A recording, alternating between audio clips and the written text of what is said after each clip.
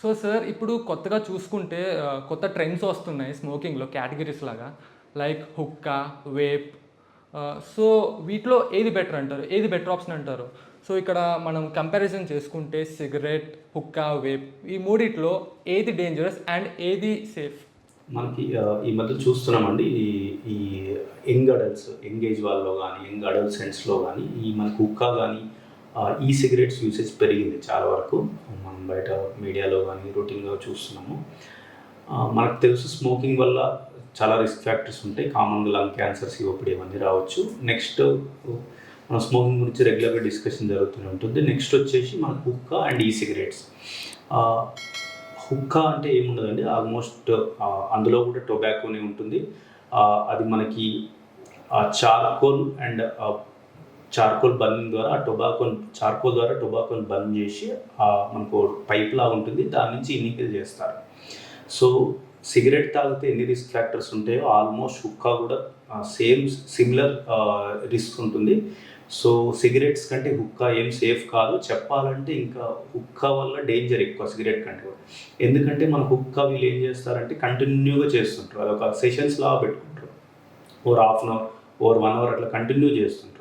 So ఐడియల్గా చెప్పాలంటే వాళ్ళు ఒక 1 అవర్ హుక్కా సెషన్, ఆ స్మోక్ ఇన్హలేషన్ అనేది 100 to 200 టైమ్స్ హయ్యర్ దాన్ మనకు ఒక సిగరెట్ వల్ల వచ్చే స్మోక్ కంటే 100 to 200 హయ్యర్ స్మోక్ను ఒక హుక్కా సెషన్ 1 అవర్ చేసుకోవడం ద్వారా మనం ఇన్హేల్ చేసుకుంటారు. ఇంకా చెప్పాలంటే మనకి సిగరెట్ కన్నా హుక్కా వల్ల ఇంకా డేంజర్, మనకు రిస్క్ ఎక్కువనే ఉంటాయి. సో అనదర్ థింగ్ ఈజ్ ఈ సిగరెట్స్. చాలామంది ఇప్పుడు చూస్తున్నాము, అదేదో ఈ సిగరెట్స్ మీద కొద్దిగా నియంత్రణ తక్కువ ఉంది, చాలామంది వాడుతున్నారు. బట్ ఈ సిగరెట్స్ కూడా ఎవరైతే స్మోకింగ్ హ్యాబిట్స్ లేవో యంగ్ వాళ్ళు కానీ ఈ సిగరెట్స్ తాగడం వల్ల ఈ సిగరెట్స్లో టొబాకో ఉండకపోవచ్చు, బట్ నికోటిన్ ఉంటుంది. దానివల్ల నికోటిన్ డిపెండెన్స్ అవ్వడము, లేటర్ డిపెండెంట్ అవ్వడం వల్ల సిగరెట్స్ హ్యాబిట్ స్టార్ట్ అవ్వడం కానీ, లేదంటే ఈ సిగరెట్స్లో కూడా కొన్ని కార్సినోజన్స్ ఉంటాయి, దానివల్ల కూడా క్యాన్సర్ వచ్చే ఛాన్స్ ఉండొచ్చు. ఇంకా ఫర్దర్ స్టడీస్ అవుతున్నాయి, బట్ స్టిల్ రిస్క్ ఉంది. అంతేకాకుండా ఈ సిగరెట్స్ ఈ సిగరెట్స్ అయిపోయినాక క్యాట్రిడ్జ్ మార్చి వేరే వాడడం ద్వారా కానీ, లేదంటే అందులో ఉండే రసాయనాల ద్వారా కానీ మనకి ఈ మధ్య